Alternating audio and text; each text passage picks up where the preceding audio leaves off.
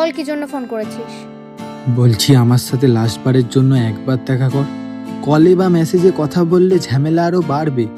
আমরা সামনাসামনি দেখা করে হয়তো সবটা শর্ট আউটও করে নিতে পারি। আমি তোকে কথা দিচ্ছি, আমি সবটা ঠিক করে নেবো।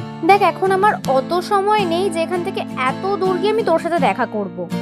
আচ্ছা, তোকে আসতে হবে না, আমি তোর কাছে আসছি। তুই কোথায় আছিস বল? না মানে তুই কি বলতে চাইছিস বলতো?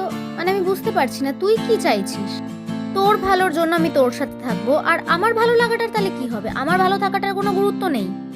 মানে এতদিন তুই আমার সাথে ভালো ছিলি না?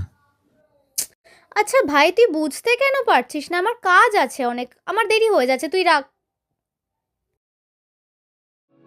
ना सुना उसने तवा